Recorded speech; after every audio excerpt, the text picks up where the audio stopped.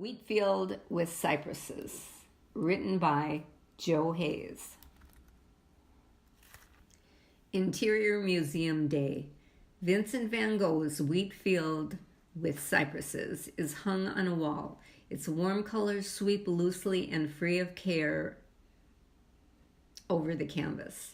The soft brush strokes float lazily over the gentle sloping landscape of the painting. The painting seems to coexist with the wall that wraps it up gently and compassionately on all sides. Jimmy, a kind soul with a heart bigger than his lanky body, should be able to contain, and Laura, a curious-minded, fiercely empowered young woman, are observing the painting with raptured attention. I really like the composition and the framing of this one more than the last one. Jimmy slowly breaks his gaze from the painting. I liked the last one. I'm not saying I didn't. I'm just saying if I had to choose, I would choose this one. Jimmy takes a moment to look up and down the painting again. Me too. Jimmy can't seem to break his eyes away from the painting that refuses to stop staring right back at him. The colors make me feel warm. Yeah, I get that. Van Gogh's use of color and his more raw style of painting really lends itself to those kinds of feelings. Jimmy breaks his gaze with the painting again to look at Laura. I never really thought about it like that. Jimmy goes back to looking at the painting while Laura looks right at Jimmy. She stares at his eyes, trying desperately to see behind them. Laura turns toward the painting and stares it down with an unflinching eye. What do you think he was thinking when he painted this? Jimmy turns toward Laura. I don't know, but I'd love to ask him. I like trying to put myself in their shoes behind their canvas. It helps me understand. Laura turns back to Jimmy. Do you paint?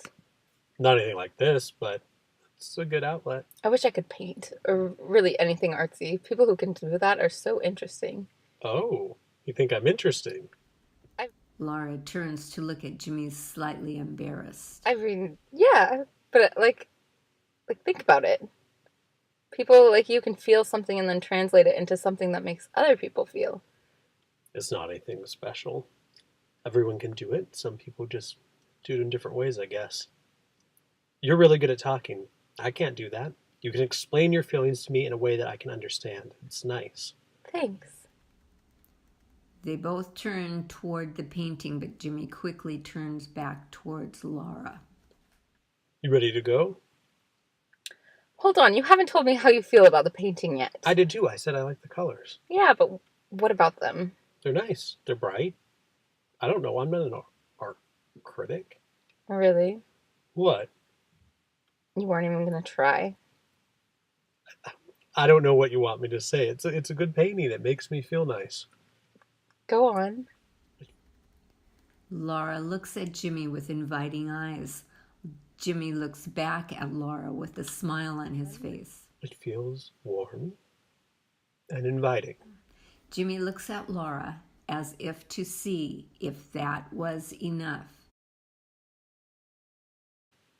It feels lonely, but like in a good way. Like it's okay with being lonely. It looks like it just wants to spend some time alone.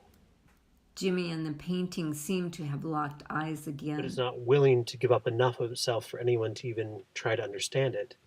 And it's not even that it's too complicated. It just likes to make it seem that way. Like it would have made so many friends already who would just give up some of its secrets.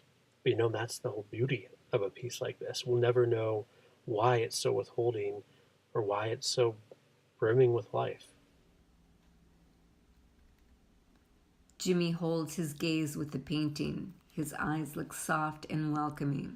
Laura stares right into Jimmy's eyes. She is absolutely enamored.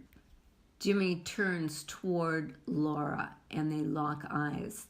They share a moment where Jimmy feels understood and Laura feels like she finally understands someone. They both look back up at the painting. After a moment of warm and thoughtful silence, Jimmy grabs Laura's hand, and they walk towards the next painting in the gallery. The painting sits motionless on the wall, longing to feel connection.